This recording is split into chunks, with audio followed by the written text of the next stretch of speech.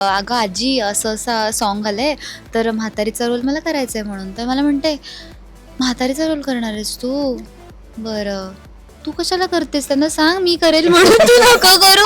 मला तन्वी लगेच इमॅजिन झाली म्हातारी म्हणून, पण मला स्वतः इमॅजिनच होत नव्हतं. मला असं झालं माझा की काय संबंध तुला एकदम म्हातारी अरे नाही, म्हणजे ती एकदम क्यूट सुंदर म्हातारी दिसेल अशी इमॅजिन झाली तुम्हाला.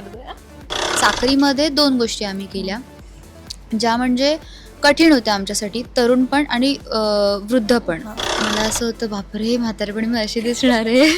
काय ना, खूप गोड दिसत होते आमची म्हातारी. पण मी त्याला जसं बघितलं ना मला असं झालं, अशी चिडून होते मी अशी. नंतर हा समोरला म्हटलं अरे तू कसा दिसतोय म्हाताऱ्या, असं म्हणजे एवढं मला ते हसायला आलेलं याच्याकडे बघून. कमेंट्स पण येत आहेत की ती काकणमधली आजी दिसतीये किंवा उर्मिला मॅम दिसतात. सेटवरती पण तसंच म्हणत. हा, आणि ती तशी एकदम मला इमॅजिन झाली लगेच. तुझं आणि संजू राठोडचं काही कनेक्शन आहे का? ओ, किंवा काही असो. तर परत एकदा प्रश्न सांगशील? की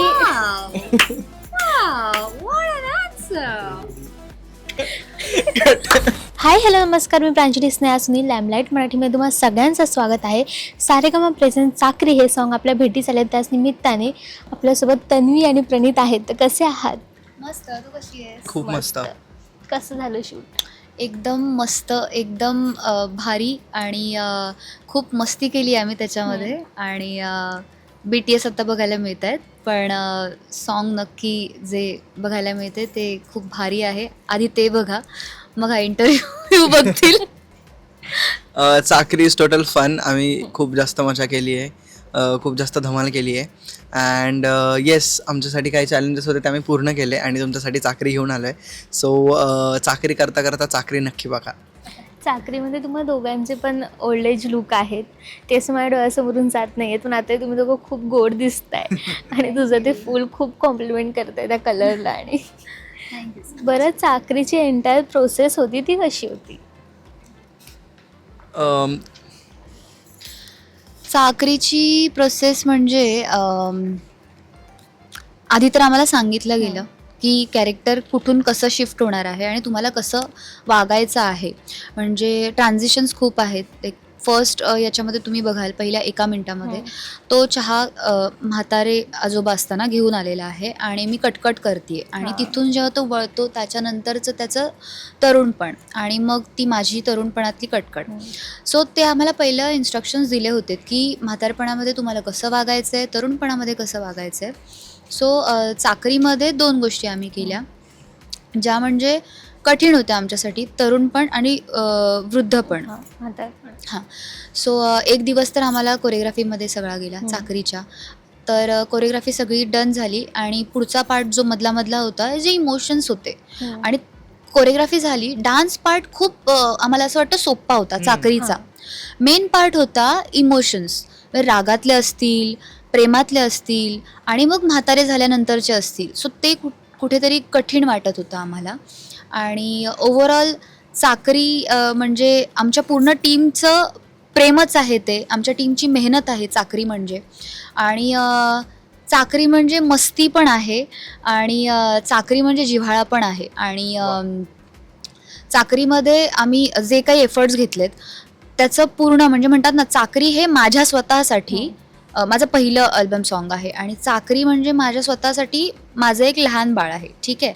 सो आता त्या चाकरीला मोठं करायचं आहे. सो त्या प्रयत्नामध्ये कुठेतरी आहे मी की जे बाळ आता आलंय म्हणजे 8 ऑगस्टला, सो आता त्याला सगळ्यांच्याच सपोर्टनी मला मोठं करायचं आहे. सो चाकरीमध्ये आम्ही पहिली मेहनत घेऊन ते कम्प्लीट केलं शूट. आता टास्क हा आहे की ते कसं अजून लोकांपर्यंत पोहोचेल आणि कसं आम्हाला त्यातून अजून प्रेम मिळेल. सो हे माझ्यासाठी चाकरी आहे. चाकरीची ओव्हरऑल प्रोसेस खूप जास्त इंटरेस्टिंग आणि खूप जास्त भारी होती आणि आम्हाला दोघांना पण खूप जास्त गोष्टी शिकायला मिळाल्या through out the process. Like process was for about 1 to 3 days. आणि पहिल्या दिवशी तर आमच्या रिहर्सल होतात, तिथे आम्ही नुकतंच एकमेकांना इंट्रोड्यूस झालो होतो. दुसऱ्या दिवशी आम्ही आमचं तरुणपणातले जे काही सगळे सीन्स आहेत ते शूट केले आणि तिसऱ्या दिवशी ओल्डवाले होते.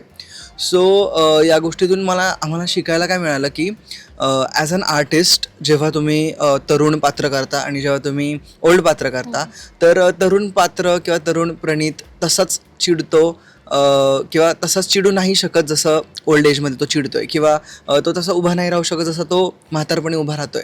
सो त्या सगळ्या गोष्टी आम्हाला थ्रू आउट द प्रोसेस शिकायला मिळाला की being an artist, being a कलाकार, आम्हाला कसं पुढेपर्यंत कसं शो करतोय किंवा कसं आम्ही दिसणाऱ्या लोकांना कसं प्रेझेंट करतोय. आणि ती गोष्ट आम्हाला खूप जास्त शिकण्यासारखी होती आणि खूप मजा आली आम्हाला.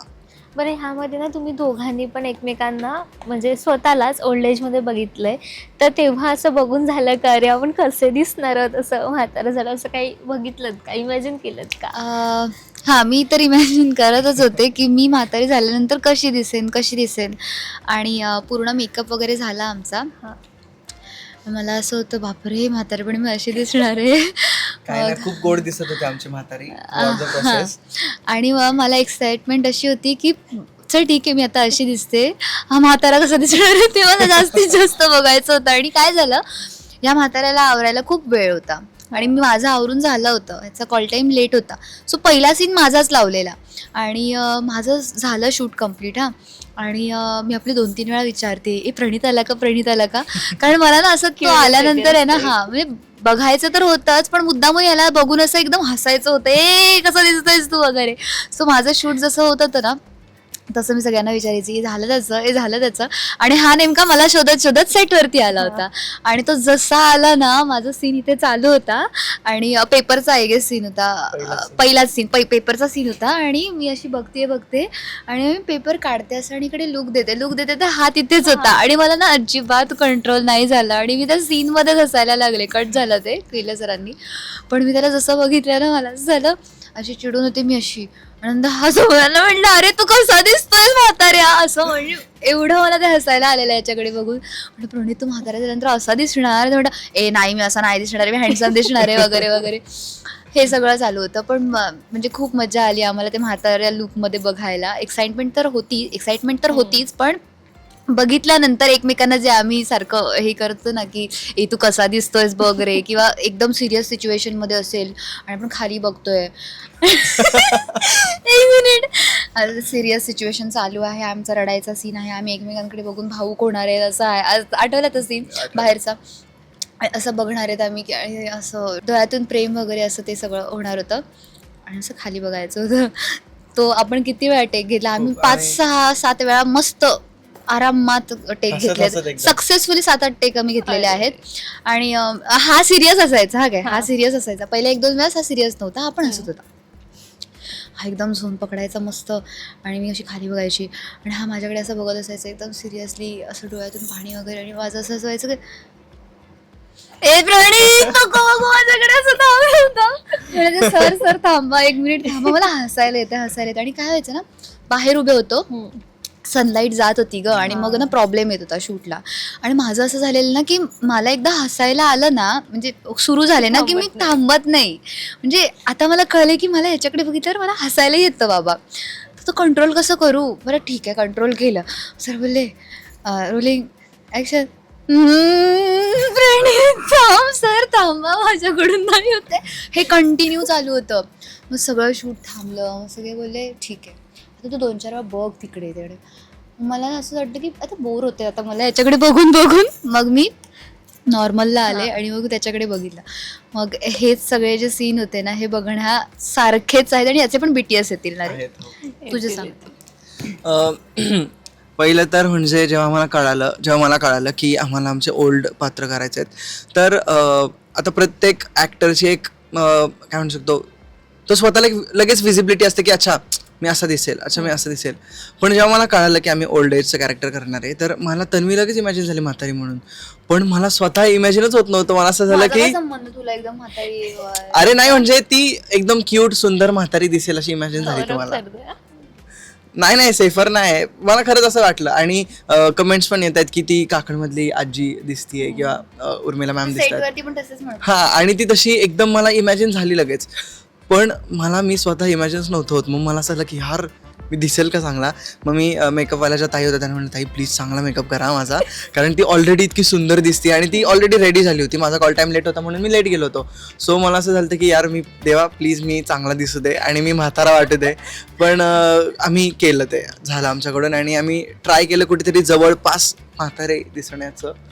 या इट वॉज फन. नक्कीच मला तन्वी तुला विचारायला आवडेल, तू आजीला सांगितलंस का या सॉन्गबद्दल की अशी अशी स्टोरी आहे, मुलगा एका मुलीची चाकरी करणार आहे वगैरे, तेव्हा तिच्या काय रिॲक्शन्स होत्या? मला जेव्हा असं कळलं की मला म्हाताऱ्या आजींचा रोल करायचा आहे, तर मी आजीला म्हटलं की अगं आजी असं असा सॉन्ग आलं आहे, तर म्हातारीचा रोल मला करायचा आहे म्हणून. तर मला म्हणते, म्हातारीचा रोल करणार आहेस तू? बरं, तू कशाला करतेस, त्यांना सांग मी करेल म्हणून, तू नको करू, एवढं कशाला करायचं ना तुझ्यासाठी. मी करू शकते ना, म्हणजे मला तर येऊच शकतं, मला काही वेगळं करायची गरज नाही आहे वगैरे. आणि ती तिच्या ह्याच्यामध्ये बोलली होती, टोनमध्ये, आणि ती खूप क्यूट असं बोलते. सो तिची पहिली ही रिॲक्शन होती. मग ती तर माझ्या सॉन्गच्या शूटच्या वेळेस होतीच, कंटिन्यू होती. आता तिने बघितलंय मला, मग मला म्हणत होती की अगं तनू, तू अशी दिसणार आहेस म्हातारी झाल्यानंतर, बापरे अशी दिसणार आहेस. म्हणजे ती जेव्हा मी रेडी होऊन आले तेव्हा तिला असं वाटतच नव्हतं की ही मी आहे म्हणते. आणि ती ना येतात 90 वर्षांची झाली, तिला नाही पटकन लक्षात आलं. म्हणजे हे काय केलं हिचं, अशी का दिसते ही, अचानक म्हातारी का दिसते ही. सो तिची अशीवाली रिॲक्शन होती माझ्यासाठीची. तेव्हा तन्वीला धमकी पण दिली डिरेक्टर दादांनी की तू जर चांगलं केलं नाही तर आम्ही आजीला घेऊ हा. आणि आजी पण रेडी होता, आजी पण रेडी झालेली होता. त्याच्यावरती. मला तुलाही प्रश्न विचारायला आवडेल, तुझं आणि संजू राठोडचं काही कनेक्शन आहे का? हा प्रश्न आतापर्यंत खूप लोकांनी विचारलाय की तू संजू राठोड सारखा दिसतो का, किंवा संजूचं आणि तुझं काही कनेक्शन आहे का. म्हणजे मला DMs, कमेंट्स आणि खूप संजू दादा तू जर हे बघत असशील तर मला माहित नाही आपल्यात काय सिमिलरिटी आहे, पण खूप लोक म्हणतात तू संजू राठोड सारखा दिसतो का.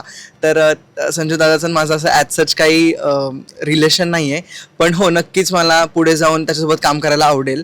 आणि एक फनी किस्सा मी सांगतो. आता रिसेंटली आम्ही एका देवस्थानात गेलो होतो, अक्कलकोटला गेलो होतो, आणि भरपूर लोक येत होते, फोटोज काढत होते. त्यातल्या एक ताई होत्या, त्यांनी माझ्यासोबत फोटो काढला, आणि मस्त आम्ही फोटो वगैरे काढला, आणि मी चाललो तर त्या फोटो काढला, म्हणला तुम्ही संजू राठोड ना. म्हटलं नाही ताई, मी संजू राठोड नाही असं. सो म्हणजे खूप असं फनी किस्से घडतात की लोकांना असं वाटतं मी संजू राठोड आहे, किंवा मग काही लोक विचारतात दादा तुम्ही सिंगिंग करता ना. नाही रे, मी प्रणीत आहे, मी ॲक्टिंग करतो, संजू दादा आहे तो गाणं म्हणतो. सो येस, असं आहे की लोकांना असं वाटतं की मी संजू राठोड सारखा दिसतो. मेले में बिछडे हुए. चाकरी हा शब्द जेव्हा तुम्ही असं माइंडमध्ये आणता तेव्हा तुम्हाला कुठले 2 शब्द आठवतात त्याच्या रिलेटेड, किंवा काय गोष्ट आठवते चाकरीच्या रिलेटेड? चाकरी म्हटलं की मला पहिलं तर असं वाटतं की सेवा. पण सेवा कशासाठी, तर काळजीपोटीची असं. सो चाकरी म्हटल्यानंतर पहिले 2 शब्द माझ्यासाठी हेच येतात, एक तर सेवा, काळजी. आणि मुळात पहिलं हे 2 शब्द जर का येत असतील कशामध्ये, तर ते प्रेम. जर प्रेम असेल तर आपण सेवा करणार. सेवा का करणार, कारण काळजी आहे आपल्याला त्या व्यक्तीची. सो माझ्यासाठी चाकरी म्हणजे हे आहे. माझ्यासाठी चाकरी म्हणजे प्रेमासाठी प्रेमात केलेली एक छोटीशी प्रेमळ गोष्ट, आणि माझ्यासाठी चाकरी म्हणजे प्रेम. बरं, सॉन्गमधला असा कुठला सीन आहे जो तुमच्या ओल्ड एजमध्ये तुमच्या पार्टनरने तुमच्यासोबत करायला पाहिजे? इंटरेस्टिंग. का तू पहिलं ते ट्रिकी क्वेश्चन आले की पहिलं माझ्याकडे सरकवतोय? असं काही नाहीये, असं काही. पहिली प्रायोरिटी लेडीज फर्स्ट म्हणून काय मी नाही, तुला मगाचपासून जे सोपं होते तेव्हा स्वतःकडे घेत होता, कठीण आले की माझ्याकडे. किती मगाचपासून 3-4 वेळा नाही त्याने माझ्याकडे पहिला काही shift पण. केलेला. बघा इथे पण ही भांडणं करते, आणि सेटवरती हीच मस्ती केली हिने माझ्यासोबत. सो माझ्यासाठी जो मगाशी मी गोष्ट सांगितली की तो एक सीन आहे ज्याच्यामध्ये ना मी फूल देतोय आणि ती फुलं फेकतीये, मग परत मी फुल देतोय, ती फुल फेकतीये, परत देतोय, फेकतीये. मग चौथ्यांदा जेव्हा तिने फेकलं तर मी तिला असं जोरात मारलं. सो ते क्यूट मोमेंट होता माझ्यासाठी थ्रू आउट द प्रोसेसमध्ये, जर आजी आजोबांच्या कॅरेक्टरमध्ये मी केलं. सो तो एक सीन फार गोड आणि इंटरेस्टिंग आहे, जो तुम्ही सगळे बघाच. आणि हो, तो सीन मला आवडला, आणि तो नक्कीच मला रिक्रिएट करायला आवडेल माझ्या पार्टनरसोबत.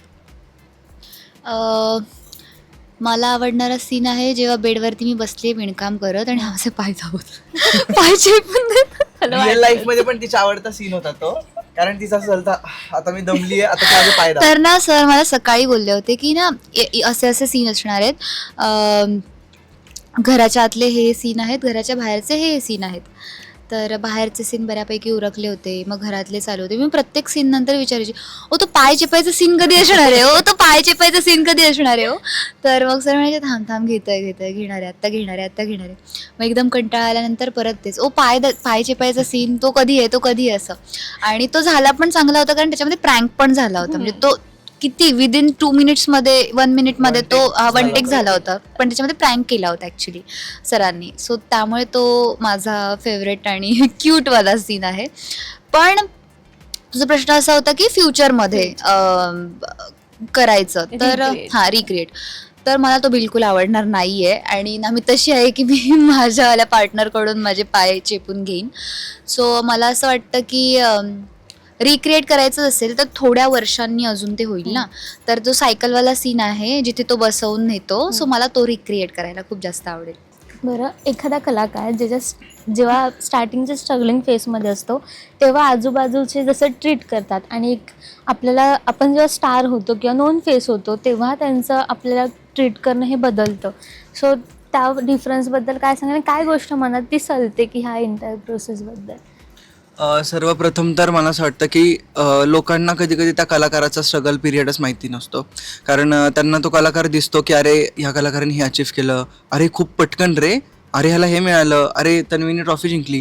पण त्यामागे तन्वीचा, प्रणीतचा किंवा कोणत्याही कलाकाराचा तिथपर्यंत पोहोचण्याचं जे एक प्रोसेस आहे ना, ती खूप जास्त कठीण असते. राईट फ्रॉम स्ट्रगलिंग टू आत्ता तो माणूस जिथे आहे तिथपर्यंत.